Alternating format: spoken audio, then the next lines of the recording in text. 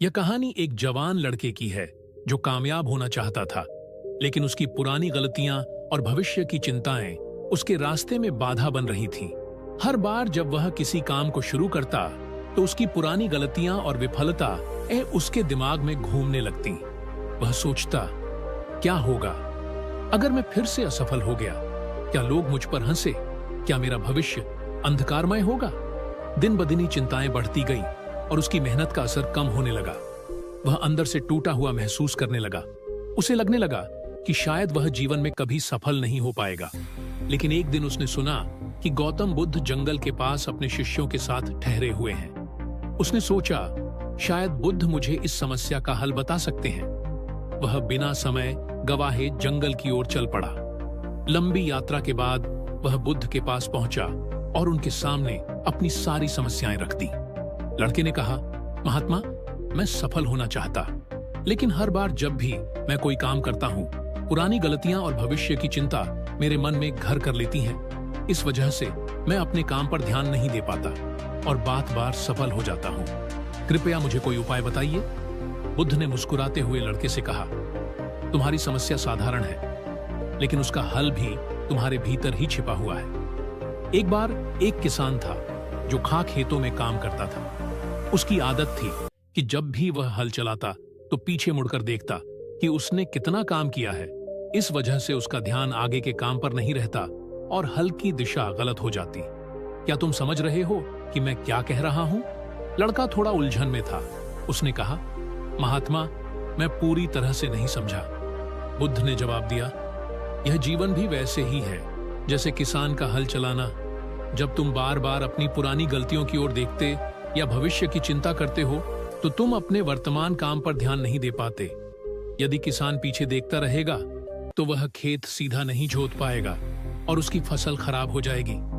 इसी प्रकार यदि तुम अपने अतीत या भविष्य में उलझे रहोगे तो वर्तमान में जो मेहनत तुम कर रहे हो वह व्यर्थ हो जाएगी। लड़के ने समझते हुए सिर हिलाया और कहा, लेकिन महात्मा, मैं अपने अतीत और भविष्य की चिंता कैसे छोड़ूं? बुद्ध ने एक गिलास पानी उठाया और कहा, इस गिलास को पकड़ो और इसे नीचे रख दो। जब तुम इसे छोड़ोगे तभी तुम्हें राहत मिलेगी। इसी तरह अतीत और भविष्य को भी छोड़ दो। जब तुम अपने मन को वर्तमान पर केंद्रित करोगे तो सफलता स्वतः तुम्हारे पास आएगी। लड़का अब सब कुछ समझ चुका था। उसने प्रण लिया कि वह अब से सिर्फ वर्तमान में जीगा और अपने अतीत या भविष्य की चिंताओं को छोड़ देगा। उसने बुद्ध का धन्यवाद किया और वापस अपने जीवन में लौट आया। धीरे धीरे उसने अपने काम पर ध्यान देना शुरू किया। बिना किसी डर या चिंता के उसकी मेहनत रंग लाई और वह अपने क्षेत्र में सफल हो गया। फिर काफी समय बाद एक और नौजवान महात्मा के पास आया और बोला, महात्मा, मैं बहुत परेशान हूं। कृपया मेरी समस्या का कोई हल बताइए। अगर ऐसा ही चलता रहा तो मैं अपना मानसिक संतुलन खो बैठूंगा। बुद्ध ने कहा, अरे ऐसी क्या बात है? तुम क्यों परेशान हो? अपनी परेशानी बताओ। वह लड़का कहता है, मेरे मन में ना चाहते हुए भी बार बार अनावश्यक चिंताएं घर कर लेती हैं।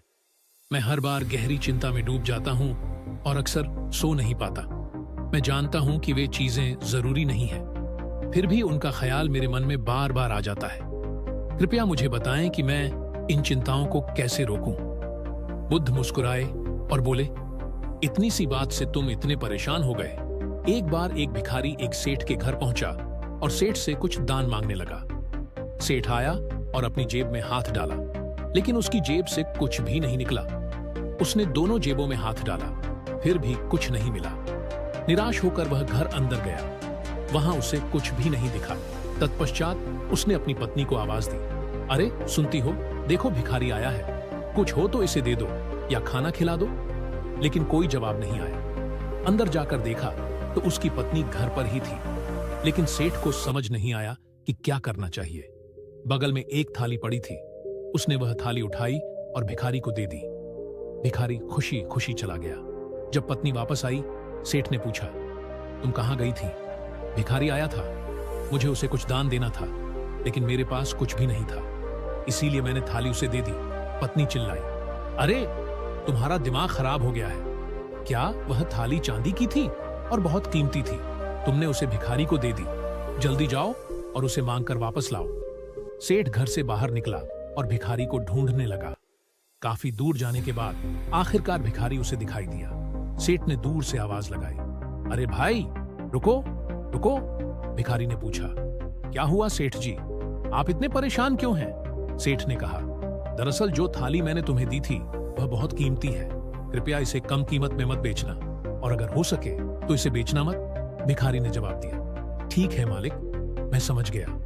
यह सब एक व्यक्ति देख रहा था और उसने पूछा, सेठ जी, आपको पता था कि वह थाली चांदी की है, फिर भी आपने उसे दान में दी, अब आप उसे वापस लेने क्यों आए हैं? सेठ मुस्कुराए और बोले, मैंने वह थाली उसे दान कर दी थी, और एक बार दान कर दी तो उस पर मेरा कोई हक नहीं रहा। जब मेरा हक नहीं है तो मैं भला परेशान क्यों? हाँ, लेकिन मैं चाहता था कि उस गरीब भिखारी का नुकसान ना हो, इसलिए उसे यह बात बताने आया था। अगर उसे नहीं पता होता तो वह थाली को सस्ते में बेच सकता था और उसका बड़ा नुकसान हो जाता, इसलिए मैंने उसे समझाया ताकि उसकी कोई हानि ना। बुद्ध ने कहा, समझे, मन भी इसी तरह से अनावश्यक चीजों से परेशान रहता है। तुम केवल उन्हीं बातों बार बार सोचते हो जिनका कोई समाधान नहीं होता। ज्यादा सोचना समस्याओं का हल नहीं है। मन को यह यकीन दिलाना सीखो कि वास्तव में कुछ भी गलत नहीं हुआ है। जब मन चिंता में होता है, सही और गलत का फर्क करना मुश्किल हो जाता है और तुम गलत फैसले ले लेते हो। इसीलिए अनावश्यक चिंता छोड़ना ही तुम्हारे लिए लाभदायक है। तो दोस्तों, उम्मीद करता हूं कि यह कहानी आप लोगों को अच्छी लगी होगी। दोस्तों के साथ जरूर साझा करें और इस वीडियो को एक लाइक जरूर कर देना और चैनल को सब्सक्राइब कर लेना। मिलते हैं एक और नई वीडियो में, तब तक के लिए दिल से धन्यवाद।